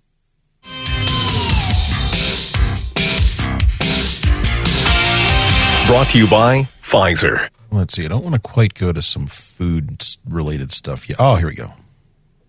How many bugs are in Pfizer? Like those shots? It's all bugs. Teeming with bugs. So you guys both have an art background. Joe, you're currently working in corporate art and things like that. Corporate art, yes. People are just cheating and using AI because it's the same. Here's what happens when someone doesn't pay attention to what the AI has generated. And then they just run this one out and whoops. That happens a lot just with use of AI in general. People just expect it to be perfect and good. Oh, I mean, it looked okay, but it was just kind of like maybe you should have done a little more research on what you just did. Okay. Well, ScotRail uses fascist logo in image for new train. Man, I got mixed emotions about this one. And the people just listening at home, it is the lightning bolt with a circle around it, which I remember that being used by Marilyn Manson. Is this a fascist symbol or a Manson symbol, or did Manson appropriate this? I don't know. The Manson one was more of like a lightning bolt with an arrow on the end. Yeah. This kind of looks like that, but ScotRail is using it. ScotRail has been accused of accidentally using the logo of a notorious fascist organization on the side of one of his trains, and that it was an AI mock-up. Oh, yes. The national. It's similar, for sure. Yeah, it is very similar. And it's trash. It's really trash. The colors are stupid. That does look like. Well, I mean, on the side of the train in white, it doesn't look that bad. Joe's And official honestly, critique. The colors are stupid. Hey, Justin, I kind of like it now. So, but the other thing is like the rainbow flag. A lot of people are kind of pissed. Like, dude, I like rainbows too. Why you got to make it gay? And like, this is just a lightning bolt. Like, I see these kinds of things on like power, like you in your like circuit breaker or whatever. Yeah, it's pretty close to the AC/DC logo too. Everything's a Nazi symbol. Yeah, pretty honest. Yeah, I think you're right, Joe. I think these people are just crying over nothing. But the National Rail Service is preparing to introduce a new fleet from next year before 70 new electric and battery-powered trains come online in 2031. At the Rail in Scotland conference in Edinburgh, numerous images generated by artificial intelligence were presented to give an idea of what to expect. ScotRail stressed that the images were not mock-ups, but included for only illustrative purposes. Well, that's what a mock-up is, right? Yes. Yeah, we didn't want to pay any real artists, so we just had this Steve in the office just put this together. It's fine. This is not a mock-up, but we're going to show you what it might look like. That's what a mock-up is. It's just to give you an idea. It's not an actual mock-up. It's just a picture with an incredible amount of detail of how things might look. In one of the images, ScotRail, the ScotRail train is pictured with a large battery pack on top and an encircled lightning bolt on the side. However, rail engineer Gareth Dennis was quick to point out on social media that the logo bore a striking resemblance to the Oswald Mosley British Union of Fascists. Well, that's quite a mouthful. He wrote, top tip, to avoid having the British Union of Fascists logo on the side of your mocked-up train, don't use horrible text-to-image AI slop instead of actual designers and artists. Well, they should have replied, this wasn't a mock-up. Take that. What they should have said was, only a fascist would know what a fascist logo looks like. Yeah, exactly. What are you, Hitler? ScotRail spokesperson said the image included a bolt of electricity to aid the presentation of electric trains. Fleet Strategy Director Magnus Kahn, that's a fascist name if I've ever heard one.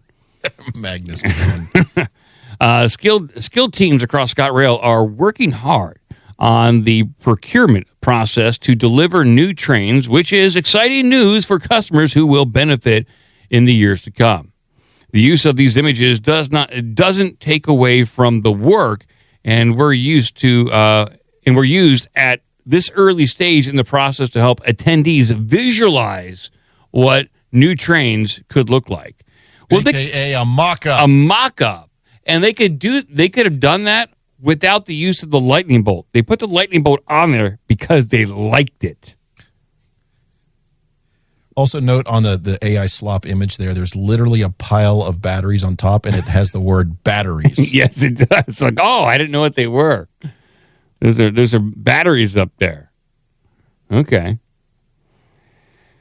Well, I don't know how they're going to dig themselves out of this one. The internet is just going to have a field day. But, okay. Yeah, I can see people using it, like, obviously. And had they not been called out for this, they just would have used it. This guy should have shut up and see if they would have actually run with it. He's ruining the fun. The real fun is letting him go through, build all 70 trains, and then you call them out for it. So they have to incur all these expenses. That's what the client would do. Yeah, exactly. Wait till you're already finished and it's already out there and the world's seeing it, and then they have changes. All right, Gretchen, let's see if you have any more AI slop over there for everyone. Don't have any more AI. You never know. Oh, man. I don't have more AI. I don't think. I'll dig around. I know you guys love it. We do. But how about this? Joe, I know you weren't affected, though. You guys did get some colder temperatures. Mike, you had a big blast of winter recently. Horrific. Yes. Horrific. Everybody died. That's never happened before in Ohio. No one's ever seen snow. Well, here's an enterprising individual who said, there's a lot of snow on my roof. I'm concerned about the amount of snow because it may cause load issues and you have to get that off your roof lest you run into severe problems. He had a very unique method of trying to remove the snow. It did not go well. It doesn't often go well. I mean, if you make the news, it ain't going well for you. By the way, there's a news story at the top of this. Don't get fooled. This is one of those like websites where they just cram a bunch of random news up there. Oh, geez. Stop slopping us. Yeah. It's not slop. It's just shitty websites. Here we go. Yes, Massachusetts man using blowtorch on roof to melt ice sets home on fire. Oh, my God. Man, I got mixed emotions about this one. I remember a few years ago, someone using a blowtorch to melt the ice on their sidewalk and something similar. We had video of that where he was out there clearing his driveway with a blowtorch. Yeah. Well, it did. I mean, I'm assuming this did work in the end, but a Massachusetts homeowner. Not the way you wanted it to. He got the snow off. A Massachusetts homeowner accidentally set his house on fire while trying to melt ice that built up during the brutal winter stretch of Arctic misery that has frustrated millions of Americans. The fire broke out at a home in Milton, Massachusetts, after a man used a blowtorch to melt ice on his roof, a Milton fire deputy chief said. Flames quickly spread into the attic, turning what appeared to be a small fire flared up into a major fire. Witnesses said the fire escalated rapidly. Quote, he gets down, and then we see the flames just in the gutter, one neighbor told, the local TV station. Okay. I have a local TV story here. Maybe I can play it. Let me see. They have a link to a local TV. Yeah. If you go to the Fox 28 Columbus link, it does have an actual video of it. So let's see here. In a matter of minutes, fire swept through the attic of the home on Craig Street. I don't like this music. The homeowner was using a blowtorch to melt the ice. The homeowner tells us it started at the front corner where he was trying to melt. What's going on here? This is what happens when you get like these little goofy kids letting them go on in Envato and pick like stock music tracks. They don't mix anything. So let me see here. Right, here we go. Mike, I'm just playing. I don't have music under that when I play it. It was playing in a background browser. And I have everything turned off, but it was playing in a background browser. In a matter of minutes, fire swept through the attic of the home on Craig Street. The homeowner was using a blowtorch to melt the ice. The homeowner tells us it started at the front corner where he was trying to melt ice off the roof. A doorbell camera shows him just before he climbed a ladder with a torch. He gets down, and then we see the flames like in just the gutter, and then they started coming from like the back. If I'm looking at the house, the back left, and then all of a sudden like smoke from the right, and it just like seemed like the whole roof was consumed. We pulled the gutter off that side of the building, thinking it was going to be light fire, and the whole attic was fully involved. The stubborn flames kept firefighters busy for hours, battling a frustrating fire and the frigid cold. When it's cold like this, you need a lot of help. So we did have a lot of outside towns come and help us. The extreme weather has led to ice buildups on many homes, but firefighters say removing that ice can be very tricky. Just get a professional company to take care of your ice dams. I mean, don't get hurt. Idiots. Don't go up on your roofs. Thankfully, the longtime homeowner wasn't hurt, and neighbors say it's an important lesson to others who are struggling with ice dams. Fuck 'em. It's crazy that a torch, like what did it ignite? What did it hit? And then all of a sudden his house is gone? It's made of wood, lady. Why would you even worry about blowtorching your roof? Well, so he had a buildup of ice dams at the edge of the roof. That's where it starts to melt due to heat coming out of the house. It solidifies into ice, blocks the gutters. Things don't drain. You get a buildup of snow and ice on the roof. You could lose structural stability of the roof if you don't clear your roof off. Well, it sounds like you're supporting this guy's activities. I support his activities. I don't support his methodologies. Oh, okay. I suggest dynamite. Oh, okay. Just whip some dynamite up there. Take that roof right off. The roof is causing the problem. Well, whip some firecrackers up there. It's fine. But yeah, you do want to get this. Can you snow and ice on? Do you think you can claim insurance on this? No. Well, I think you could have until they had video of him climbing up there with a torch. Yeah. Right, and a newscast of it. But he has to explain, like, I had an ice dam. There's no way I could not use a blowtorch on my roof. I have to do it. There are cockroaches up there getting into my coffee. I had to get them. It's the only way that you can deter cockroaches with fire. We all know that. Yeah, I think the insurance is going to turn this guy down, unfortunately. He lost his house. Yeah, I feel bad for him, and I feel bad even if insurance covers it. Just the trauma of going through losing a house and all that stuff. I mean, that's a huge thing. But yeah, it's kind of He should have used a hair dryer, Cratchit. A hair dryer. Just literally what people say. Use heat guns on things like this. So, blowtorch was a bad choice. Bad choice. Lesson learned.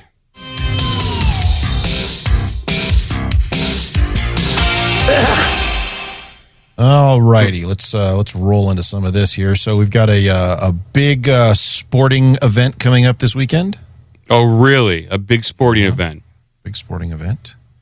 They already had party trays at HEB, like the ready-to-go shrimp cocktail trays and the chicken wings. I'm like, I don't know if I'd hang on to that thing for, I think it's a little premature. I buy those a couple days ahead of time, Joe. I throw them up on the roof where it's all snowy. Oh, yeah. There you go. They're just frozen. Just make sure there's no guy up there with a torch. Hey, leave that frozen. Credit to White Rabbit for finding this story. Okay.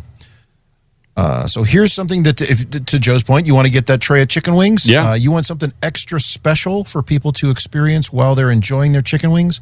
Let's Heinz do it. has you covered. Oh, good. I was wondering what Heinz was going to do for the Super Bowl. Now we might know. All right. Yes, Heinz reveals 7-pound keg of ketchup ahead of Super Bowl Sunday. Oh, my God, yes. This is what I want. This is what I need. 7 pounds of Heinz ketchup, of course. That would go great with the IKEA giant hot dog. Damn it, I got that next. Oh, dang. Sorry.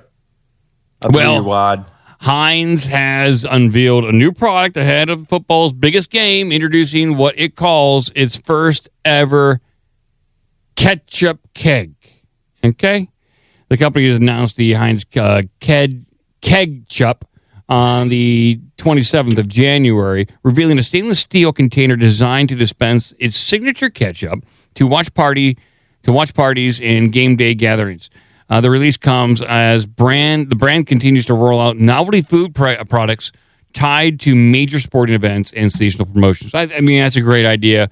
I don't have any Heinz in my kitchen. I don't think so. If it's there, I blocked it out. I don't use this crap. I don't use this crap. You don't want 7 pounds of it sitting on your counter? Well, I would for just year-round, quick access to some room temperature, slowly fermenting, high sugar ketchup. I might get some just as an early Christmas present, like to buy now, so I don't have to buy Christmas presents later on in December. So yes, it might be a good Christmas present. Get this one for everyone on your There list. you go. This is for my 11-year-old niece. Here you go. Here's 7 pounds of ketchup. It's I just pulled up the label, and yeah, it's tomato concentrate, distilled vinegar, high fructose corn syrup. You got to get that going right away. How many cockroaches in there? I like to eat. Enough. Not enough. Under the limit.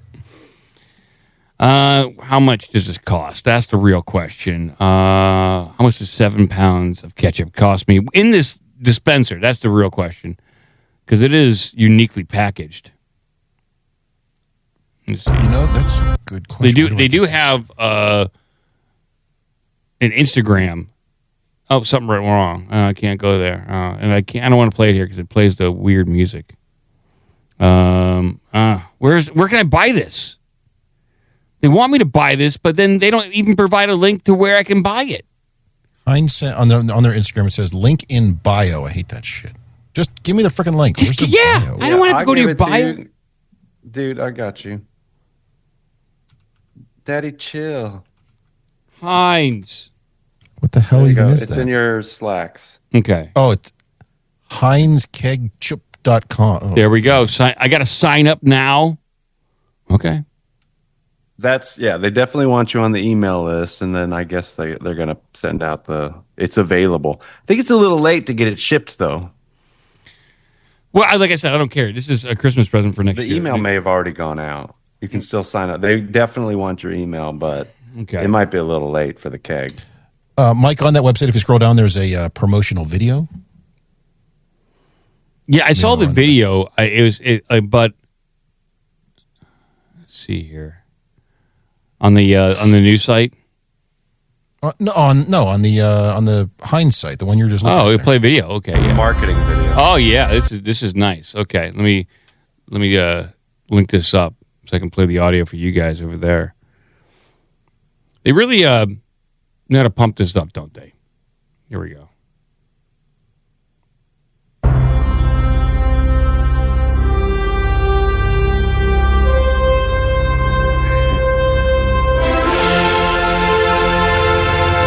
I would say, coming from the advertising world, this is well done. It's clearly got viral spread potentially, but it's novel, it's cute, the headlines are good. Like, if beer can be kegged, why can't ketchup? Yeah, I like that. And then it says, I will eat your ass. Dip responsibly. Yeah, dip responsibly. Can I dip and drive? I eat a lot of, chicken fried steaks and all the rest of it. Yeah. With ketchup. With ketchup, definitely ketchup. Mounds of ketchup. I have a relative who puts ketchup on virtually everything. Yeah, they a child? You could give him the finest cut of steak cooked perfectly. Ketchup. Lots of ketchup. Yeah. I was trying to gobble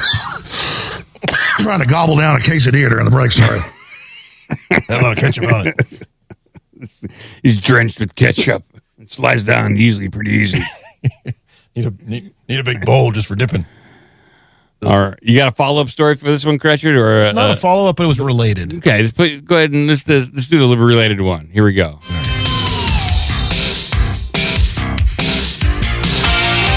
Winky. So I was going to say, not to be left out, if you need something to enjoy with your 27 pounds of ketchup, IKEA is entering the competition. All right. IKEA releases gigantic hot dog that makes Costco customers look small. What's going on here? I'm looking at this hot dog. It is fairly intimidating. Intimidating. I'm not sure I could eat that. I don't know how I feel about this. I'm not comfortable having that in my car. It does make me question my masculinity, but okay. Could you imagine eating that alone in your car? Yes, I could. Get William Shatner eating a 5-foot hot dog in his car. When it comes to hot dogs, Costco's $1.50 beef grizzly is the undisputed king of the food court. But a new competitor has arrived to take the crown. Yes, hot dogs are nothing new to IKEA's menu, but when you're not getting lost in the store, customers often make time for the food court to snack on anything from pizza to the chain's beloved meatballs. The Swedish retailer has unveiled a half-meter hot dog stretching nearly 20 inches long, and it instantly makes Costco's famous $1.50 dog look bite-sized by comparison. That's a big hot dog. Like I just to eat it like in public is very, I don't know, very weird. Wow, the term you're looking for, Mike, is emasculating. It would be very emasculating to eat this in public. Possibly just very explicit. I don't know if you should be doing this, but IKEA is. I also like how they didn't even try to get a bun that fits. Oh yeah, they did that on purpose just to show off the length of it. Really. Wow, that's like pretty big. Wearing pants one size too small on purpose. Yeah, pretty much. It's also in that picture there in the IKEA, the white image there that IKEA posted on Instagram. Note their wimpy assortment there of ketchup. They may want a larger ketchup. Can I taste your juice? I don't know about that. Look at the size of that thing. So yeah, how much is this going to cost? Right now, the giant hot dog appears to be limited to IKEA locations within the UAE, United Arab Emirates. Like they don't got enough problems over there with small wieners. They really need to throw it in their faces. Good God! I'm just saying they don't need to be reminded of this kind of activity. which listed as $5.17. No word yet on a rollout to the U.S., UK, or Canada. Don't roll it up to Japan. Despite the size jump, IKEA hasn't gone premium with the price, just over $5. It undercuts most theme parks and sports arenas for a novelty item on this scale. Yeah, I bet people are going to go to IKEA just to buy this thing. You think people go to IKEA just to eat at their cafeteria? Is that a thing? I'm sure it's got to be. It is kind of. I bet you it is a thing, but it's one of those things where it's like, I don't know how people like go to Walmart and then they get in the McDonald's and they have the bag of McDonald's eating while they go through the Walmart. Like you couldn't wait. You know what I mean? It's the weirdest thing. Let's go to Walmart to get McDonald's. Yeah. I got worn out walking through this IKEA maze. I am so hungry. Let's stop off at the food court and get a 19-inch hot dog. Well, until it makes its way across the pond, we can only wonder how many of these eating champion Joey Chestnut can down in a single sitting. Oh, this would kill him. It's unclear if this new dog will be able to overtake Costco's iconic $1.50 dog. I think we can order this. Just have them ship it overseas. Let's do international shipping, and it should just put this in an envelope, put a stamp on it. It's fine. It's going to stick out of either side of the envelope. In fact, that'd be a great AI image catcher of someone mailing a hot dog in still a standard trying to get William Shatner eating one. Give me a minute. Oh, I see. Oh my God, I can't believe TMZ has a new image of Shatner just nonchalantly eating an excessively big hot dog on the road. Dramatically improved version here. there we go. And he's got his Heinz ketchup keg riding shotgun right there. And then next we know we're going to be seeing a tweet from Shatner saying, I'm meeting with the Heinz people and the IKEA people. Meeting with the Heinz people at IKEA. We're all enjoying giant mystery sausages. Oh, boy. All right, Chris, I think we have time for one more amazing story. All right.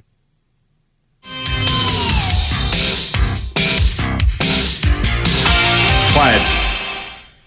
Let's see what we got here. We got...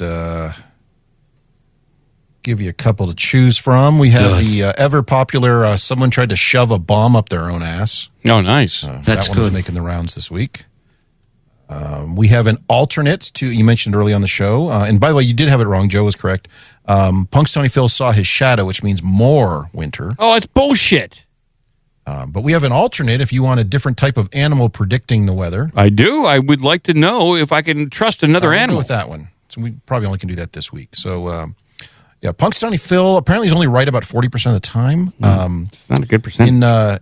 In Nova Scotia, they have a different animal who predicts the weather. Also, in a film starring Bill Murray. No, I'm kidding. Oh, okay. Well, Nova Scotia's Lucy the Lobster predicts an early spring this year. That's some good news on that front. Finally, an animal that I can rely on for weather prediction. And maybe even sports Joe mentioned bets. lobsters earlier in the show, too. So yeah. Well, yeah, Claude bot taking the world by storm. And now Lucy the Lobster with weather prediction. Yes, Lucy the Lobster has predicted an early spring after failing to see her shadow Monday morning. Can it see shadows? I don't know. It's also on, in theory, it'd be underwater. So I'm not sure how that works. I guess there are moving shadows underwater, but the sun comes through and they project a shadow into not in Nova Scotia, ocean floor. Yeah. Okay. Yeah, that's true. Lucy made her probably a little. Well, she made her 8th annual prediction in Barrington, Nova Scotia, which is considered the lobster capital of Canada. So take that. The location for the event changed this year from the Cape Sable Island Causeway to outside Captain Cat's Lobster Shack due to the nor'easter that brought heavy snow and high winds to the province Sunday night. Well, just break out your blowtorches, people. Snow's coming. Get your blowtorches ready. Get your blowtorches out. In fact, set fire to your roof now. That way it'll keep the snow from piling up. And you can cook your lobster. It didn't take long before the call was made official. Lucy didn't see her shadow this morning, Susie Atwood with the municipality said you're on your mornings and Mary's morning TV bullshit show. I don't know what this is. It may have had a little to do with the nor'easter. Are you making fun of a local morning story, local morning show? I know. It was a very long name of them.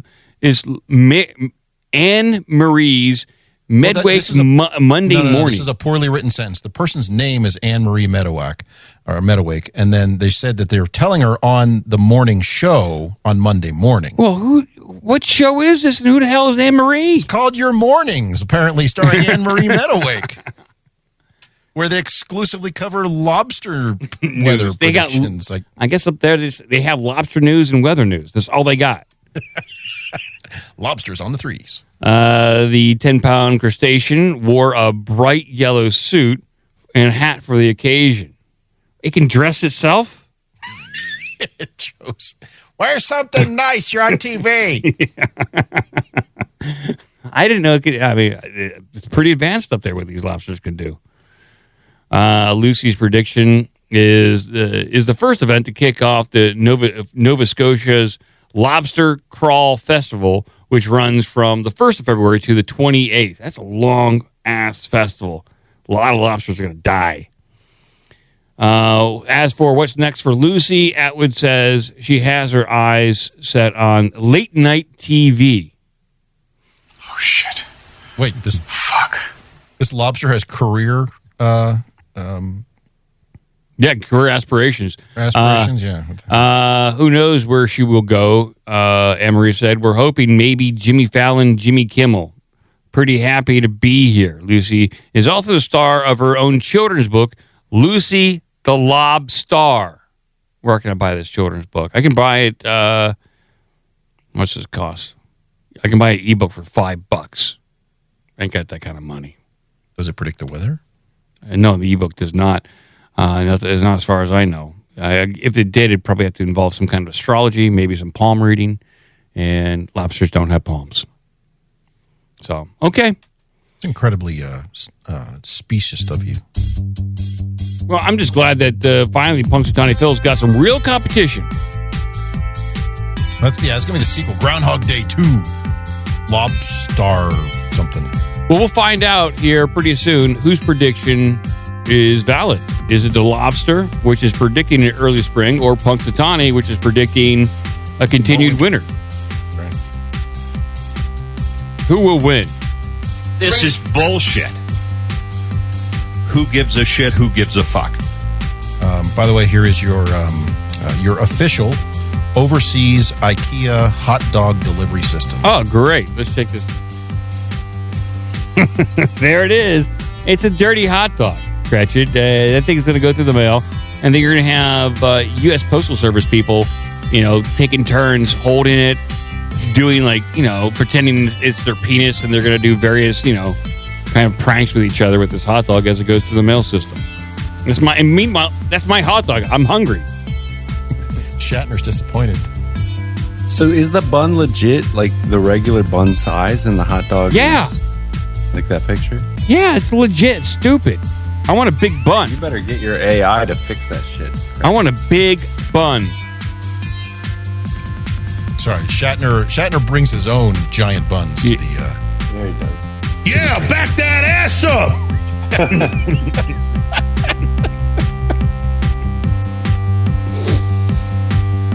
Well, thank you everyone for hanging out on this Wednesday show. We'll be back for Saturday. You can go to OBDM1362, ourbigdumbmouth.com. You can check in on Instagram or Twitter if you so choose. I don't know why, but you can. They're godforsaken websites. Godforsaken social medias. Well, hey, speaking of which, I had a story about it. Today is Facebook's birthday. Oh, wow. Shout out. Let me know when Mike and a bunch of boomers on there. Yeah. Joe's more interested in the death day. I can't get back on. They kicked me off so many times. It's like as soon as an email attached to me gets close, it's like, nope. They detect Joe might be somewhere close and they deny him. Yep. Shout out. Not a chance. All right. Shout out to everyone out there. Shout out from Mike. So there you've got a little bit of a self shout out there. Oh, yes. Thank you, Joe. Thank you, Creature Chopagoo, everyone. Yeah, say goodbye. And keep watching the skeins because you know it's just balloons. The Jews was his name. Shout out. He's got a little bit of a self-shout. Name me one. That's horrible. Do you have a penis?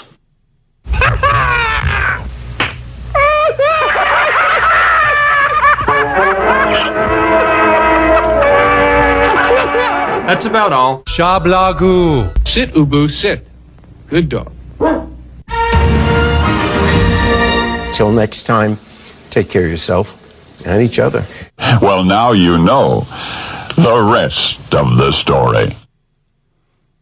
I've got a coffee stain on my shirt.